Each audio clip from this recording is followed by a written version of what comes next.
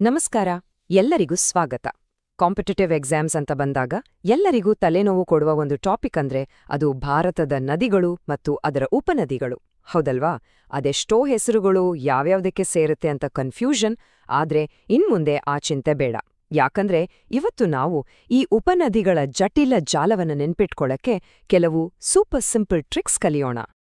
ಹೌದು, ಉಪನದಿಗಳ ಹೆಸರುಗಳನ್ನ ನೆನಪಿಟ್ಟುಕೊಳ್ಳೋದು ಕಷ್ಟನಾ ಅಂತ ಕೇಳಿದ್ರ ಖಂಡಿತ ಹೌದು ಅನ್ನೋ ಉತ್ತರನೇ ಜಾಸ್ತಿ ಬರುತ್ತೆ. ಯಾಕಂದ್ರೆ ಅದೆಷ್ಟೋ ಒಂದು ಹೆಸರುಗಳು, ಬೇರೆ ಬೇರೆ ನದಿ ವ್ಯವಸ್ಥೆಗಳು, ಜೊತೆಗೆ ಎಕ್ಸಾಮ್ ಟೆನ್ಷನ್ ಬೇರೆ, ಇದೆಲ್ಲ ಸೇರಿ ನಮ್ಗೆ ದೊಡ್ಡ ಕನ್ಫ್ಯೂಷನ್ ಆಗೋದು ತುಂಬಾನೇ ಸಹಜ. ಇದು ಎಲ್ಲರೂ ಫೇಸ್ ಮಾಡುವ ಒಂದು ಕಾಮನ್ ಪ್ರಾಬ್ಲಮ್. ಆದ್ರೆ ನಾನಾಗ್ಲೇ ಹೇಳಿದ್ದ ಹಾಗೆ ಇನ್ನು ಮುಂದೆ ಈ ಸಮಸ್ಯೆ ಇರೋದಿಲ್ಲ. ಯಾಕಂದ್ರೆ ಈ ಗೊಂದಲವನ್ನೆಲ್ಲ ಬದಿಗಿಟ್ಟು ಕೆಲವು ತುಂಬಾನೇ ಸಿಂಪಲ್, ಅಷ್ಟೇ ಫನ್ನಿಯಾಗಿರೋ ಟ್ರಿಕ್ಸ್ ಮೂಲಕ ಎಲ್ಲವನ್ನೂ ನೆನ್ಪಿಟ್ಕೊಳ್ಳೋಣ. ಇದು ನಿಮ್ಮ ಕಲಿಕೆಯನ್ನ ಖಂಡಿತವಾಗಿಯೂ ಸುಲಭ ಮಾಡುತ್ತೆ. ನೋಡ್ತಾ ಇರಿ.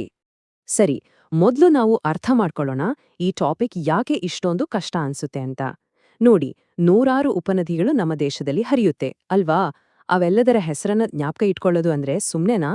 ನಿಜಕ್ಕೂ ಇದೊಂದು ದೊಡ್ಡ ಚಾಲೆಂಜ್. ಆದ್ರೆ ಒಮ್ಮೆ ಇದರ ಲಾಜಿಕ್ ಅರ್ಥ ಮಾಡ್ಕೊಂಡ್ರೆ ಸಾಕು, ಎಲ್ಲವೂ ಈಸಿ ಆಗತ್ತೆ. 10 ಹೆಸರುಗಳು, ಒಂದಕ್ಕೊಂದು ಕನೆಕ್ಟ್ ಆಗಿರೋ ನದಿ ವ್ಯವಸ್ಥೆಗಳು, ಅಬ್ಬಾ! ಅದ್ರ ಜೊತೆಗೆ ಎಕ್ಸಾಮ್ ಟೈಮಲ್ಲಿ ಎಲ್ಲವನ್ನೂ ಪರ್ಫೆಕ್ಟಾಗಿ ನೆನ್ಪಿಟ್ಕೋಬೇಕಲ್ವಾ? ಆ ಪ್ರೆಷರ್ ಬೇರೆ. ಇದೆಲ್ಲವೂ ಸೇರ್ಕೊಂಡು ಈ ಟಾಪಿಕನ್ನ ಇನ್ನಷ್ಟು ಕಠಿಣ ಮಾಡಿಬಿಡುತ್ತೆ.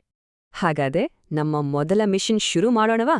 ನಾವು ಮೊದಲು ಕೈಗೆತ್ತುಕೊಳ್ತಿರೋದು ಭಾರತದ ಪ್ರಮುಖ ನದೀ ವ್ಯವಸ್ಥೆಗಳಲ್ಲಿ ಒಂದಾದ ಸಿಂಧೂ ನದಿ. ನಮ್ಮ ಇತಿಹಾಸ ಮತ್ತು ಭೂಗೋಳದಲ್ಲಿ ಸಿಂಧೂ ನದಿಗೆ ತುಂಬಾನೇ ಪ್ರಾಮುಖ್ಯತೆ ಇದೆ.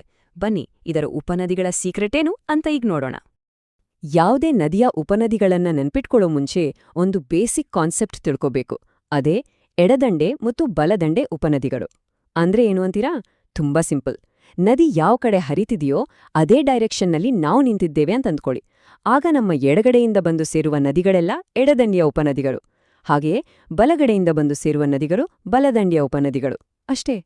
ಸರಿ, ಈಗ ಸಿಂಧೂ ನದಿಯ ಬಲದಂಡೆಯ ಉಪನದಿಗಳನ್ನು ನೆನ್ಪಿಟ್ಕೊಳ್ಳೋಕೆ ಒಂದು ಫನ್ನಿ ಟ್ರಿಕ್ ಇದೆ. ಏನದು ಅಂದ್ರೆ I love you cigarette girl.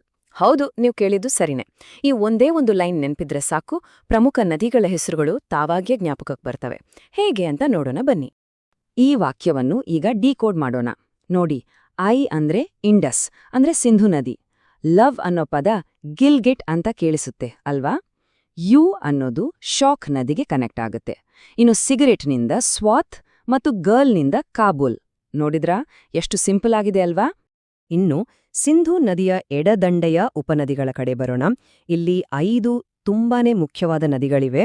ಅವುಗಳನ್ನ ಒಟ್ಟಾಗಿ ಪಂಚನದ್ ಅಂತ ಕರೀತಾರೆ. ಯಾವೆಲ್ಲ ಅಂದ್ರೆ ಜೇಲಂ, ಚೆನಾಬ್, ರಾವಿ, ಬಿಯಾಸ್ ಮತ್ತು ಸಟ್ಲೆಜ್. ಇಲ್ಲಿ ಒಂದು ಇಂಟ್ರೆಸ್ಟಿಂಗ್ ವಿಷಯ ಏನಂದ್ರೆ ಪಂಜ್ ಅಂದ್ರೆ 5, ಆಬ್ ಅಂದ್ರೆ ನೀರು. ಈ 5 ನದಿಗಳು ಹರಿಯೋ ಪ್ರದೇಶವೇ ಪಂಜಾಬ್ ಅಂತ ಹೆಸರು ಪಡೆಯಿತು. ಓಕೆ, ಈಗ ಇದೇ ತಂತ್ರಗಳನ್ನ ಮತ್ತೊಂದು ದೊಡ್ಡ ಪ್ರಮುಖ ನದಿ ವ್ಯವಸ್ಥೆಗೆ ಅಪ್ಲೈ ಮಾಡೋಣ. ನಾವೀಗ ಹೋಗ್ತಿರೋದು ಭಾರತದ ಜೀವನಾಡಿ ಅಂತಾನೆ ಕರೆಸ್ಕೊಳ್ಳೋ ಪವಿತ್ರ ಗಂಗಾ ನದಿಯ ಕಡೆಗೆ. ಇದರ ಉಪನದಿಗಳ ನೆಟ್ವರ್ಕ್ ತುಂಬಾನೇ ದೊಡ್ಡದು. ಆದ್ರೆ ಚಿಂತೆ ಬೇಡ, ನಮ್ಮ ಹತ್ರ ಇರೋ ಟ್ರಿಕ್ಸಿಂದ ಅದನ್ನು ನಾವು ಸಿಂಪಲ್ ಮಾಡ್ಕೋಬಹುದು. ಗಂಗಾ ನದಿಯ ಬಲದಂಡೆಯ ಉಪನದಿಗಳನ್ನ ನೆನಪಿಟ್ಟುಕೊಳ್ಳೋಕೆ ಇರೋದು ಒಂದೇ ಒಂದು ಸಿಂಪಲ್ ಪದ. ಅದು ಯಶೋಧ. ಹೌದು, ಈ ಒಂದೇ ಒಂದು ಹೆಸರಲ್ಲಿ 3 ಇಂಪಾರ್ಟೆಂಟ್ ನದಿಗಳು ಅಡಗಿವೆ. ಹೇಗೆ ಅಂತ ನೋಡಿ. ಯಶೋಧ ಅನ್ನೋ ಹೆಸರನ್ನ ಬಿಡ್ಸಿ ನೋಡಿದ್ರೆ ಯಾ ಅಂದ್ರೆ ಯಮುನಾ, ಶೋ ಅಂದ್ರೆ ಸೋನ್ ಮತ್ತು ಧಾ ಅಂದ್ರೆ ದಾಮೋದರ್. ಇದು ನಿಜಕ್ಕೂ ತುಂಬಾನೇ ಎಫೆಕ್ಟಿವ್ ಆದ ಟ್ರಿಕ್. ಸರಿ, ಗಂಗಾ ನದಿಯ ಎಡದಂಡೆಯ ಉಪನದಿಗಳಿಗೆ ಒಂದು ಬೇರೆ ಟ್ರಿಕ್ ಬಳಸೋಣ. ಇಲ್ಲೊಂದು ಚಿಕ್ಕ ಕಥೆ ಇದೆ. ಕಥೆಗಳನ್ನ ಕೇಳೋದಂದ್ರೆ ಎಲ್ಲರಿಗೂ ಇಷ್ಟ ಅಲ್ವಾ? ಕಥೆಗಳು ಒಂದು ಸೀಕ್ವೆನ್ಸನ್ನ ಅಂದ್ರೆ ಕ್ರಮವನ್ನ ನೆನ್ಪಿಟ್ಕೊಳ್ಳೋಕೆ ತುಂಬಾನೇ ಹೆಲ್ಪ್ ಮಾಡ್ತವೆ. ಇಲ್ಲಿ ನದಿಗಳು ಯಾವ ಆರ್ಡರ್ನಲ್ಲಿ ಬರುತ್ತೆ ಅನ್ನೋದು ಕೂಡ ಮುಖ್ಯವಾಗತ್ತೆ. ಕಥೆ ಶುರುವಾಗೋದು ಹೀಗೆ. ರಾಮಗಂಗಾ ಮತ್ತು ಗೋಮತಿ ಘಾಗ್ರಾ ಹಾಕೊಂಡಿದ್ರು. ನೋಡಿ, ಇಲ್ಲಿಗೆ 3 ನದಿಗಳ ಹೆಸರು ಬಂತು: ರಾಮಗಂಗಾ, ಗೋಮತಿ ಮತ್ತು ಘಾಗ್ರಾ. ಆಮೇಲೆ ಏನಾಯ್ತು? ಇದನ್ನು ನೋಡಿ ಅವರ ಗಂಡಕ್ಕೆ ಕೋಸಿ ಬಂತು, ಅಂದ್ರೆ ಕೋಪ ಬಂತು ಅಂತ. ಇಲ್ಲಿ ಮತ್ತೆ 2 ನದಿಗಳು ಸೇರಿದವು, ಗಂಡಕ್ ಮತ್ತು ಕೋಸಿ. ಕಥೆ ಕೊನೆಗೊಳ್ಳೋದು ಹೀಗೆ. ಆಗ ಅವರೆಲ್ಲರೂ ಮಹಾನಂದನ ಹತ್ರ ಹೋದ್ರು. ಅಷ್ಟೇ. ನೋಡಿ, ಈ ಒಂದು ಪುಟ್ಟ ಕಥೆಯಿಂದ ಗಂಗಾ ನದಿಯ ಎಡದಂಡೆಯ ಎಲ್ಲ ಪ್ರಮುಖ ಉಪನದಿಗಳನ್ನ ಆರ್ಡರ್ ಪ್ರಕಾರ ನೆನ್ಪಿಟ್ಕೊಂಡ ಹಾಗಾಯ್ತು. ಸರಿ, ಈಗ ಇನ್ನೊಂದು ಸ್ಟೆಪ್ ಮುಂದೆ ಹೋಗೋಣ. ನಾವು ಗಂಗಾ ನದಿಯ ಅತಿದೊಡ್ಡ ಉಪನದಿ ಯಾವುದು ಅಂತ ನೋಡಿದ್ವಿ, ಅದು ಯಮುನಾ. ಈ ಯಮುನಾ ನದಿಗೂ ಕೆಲವು ಪ್ರಮುಖ ಉಪನದಿಗಳಿವೆ. ಅವುಗಳನ್ನ ಹೇಗೆ ನೆನ್ಪಿಟ್ಕೊಳ್ಳೋದು ಅಂತ ಈಗ ನೋಡೋಣ. ಯಮುನಾ ನದಿಯ ಉಪನದಿಗಳನ್ನ ನೆನ್ಪಿಟ್ಕೊಳ್ಳೋಕೆ ಈ ವಾಕ್ಯ ನೆನ್ಪಿರಲಿ. ಚಂಬಲ್ನಿಂದ ಸಿಂಧ್ಗೆ ಹೋಗಲು ಬೇಟ ಕೇಳಿದ. ಈ ಸಿಂಪಲ್ ವಾಕ್ಯ ನದಿಗಳ ಹೆಸರನ್ನ ಅಷ್ಟೇ ಅಲ್ಲ, ಅವುಗಳ ಕ್ರಮವನ್ನು ನೆನಪಿನಲ್ಲಿಡೋಕೆ ಸಹಾಯ ಮಾಡುತ್ತೆ. ಇದು ಹೇಗೆ ವರ್ಕ್ ಆಗತ್ತೆ ಅಂದ್ರೆ ನೋಡಿ, ಚಂಬಲ್ ಅಂದ್ರೆ ಚಂಬಲ್ ನದಿ, ಸಿಂಧ್ ಅಂದ್ರೆ ಸಿಂಧ್ ನದಿ, ಬೇಟಾ ಅನ್ನೋದು ಬೇತ್ವಾ ನದಿಯನ್ನ ನೆನ್ಪಿಸುತ್ತೆ, ಹಾಗೆ ಕೇಳಿದ ಅನ್ನೋದು ಕೆನ್ ನದಿಯನ್ನ. ಅಷ್ಟೇ, ಒಂದೇ ವಾಕ್ಯದಿಂದ 4 ನದಿಗಳ ಹೆಸರುಗಳು ನೆನ್ಪಲ್ಲಿ ಉಳಿಯುತ್ತೆ. ಸರಿ, ಇಲ್ಲಿವರೆಗೆ ನಾವು ಕಲಿತ ಎಲ್ಲ ಟ್ರಿಕ್ಸ್ಗಳನ್ನು ಒಟ್ಟಿಗೆ ಸೇರಿಸಿ ಒಂದು ಕ್ವಿಕ್ ಮೆಮರಿ ಮ್ಯಾಪ್ ರೆಡಿ ಮಾಡೋಣ. ಇದು ನಿಮ್ಗೆ ರಿವಿಷನ್ ಮಾಡಕ್ಕೆ ತುಂಬಾನೇ ಹೆಲ್ಪ್ ಆಗತ್ತೆ, ಮತ್ತೆ ಎಕ್ಸಾಮ್ ಟೈಮಲ್ಲಿ ಯಾವುದೇ ಕನ್ಫ್ಯೂಷನ್ ಆಗೋದಿಲ್ಲ. ಈ ಮೆಮೊರಿ ಮ್ಯಾಪ್ ಒಂದು ರೀತಿ ಚೀಟ್ ಶೀಟ್ ತರ ಕೆಲಸ ಮಾಡುತ್ತೆ.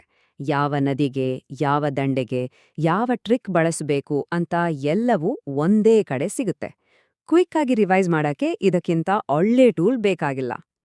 ಸೊ ಇಲ್ಲಿ ನಾವು ಕಲಿಬೇಕಾದ ಮುಖ್ಯವಾದ ಪಾಠ ಏನು ಅಂದ್ರೆ, ಈ ತರಹದ ನೆನಪಿನ ತಂತ್ರಗಳು ಅಂದ್ರೆ ಮೆಮೊನಿಕ್ ಡಿವೈಸಸ್ ಕಷ್ಟಕರವಾದ ಮಾಹಿತಿಯನ್ನು ಕೂಡ ತುಂಬನೇ ಸರಳವಾದ ನೆನಪಿನಲ್ಲಿ ಉಳಿಯುವ ಕಥೆಗಳಾಗಿ ಅಥವಾ ವಾಕ್ಯಗಳಾಗಿ ಬದಲಾಯಿಸುತ್ತವೆ. ಇದು ನಮ್ಮ ಕಲಿಕೆಯನ್ನ ಹೆಚ್ಚು ಪರಿಣಾಮಕಾರಿಯಾಗಿ ಮಾಡುತ್ತೆ. ಕೊನೆದಾಗಿ ಒಂದು ಮಾತು, ಈ ನದಿಗಳ ಹರಿವು ಹೇಗೆ ನಿರಂತರವಾಗಿರುತ್ತೋ ಹಾಗೇನೇ ನಮ್ಮ ಜ್ಞಾನದ ಹರಿವು ಕೂಡ ನಿಲ್ಬಾರ್ದು.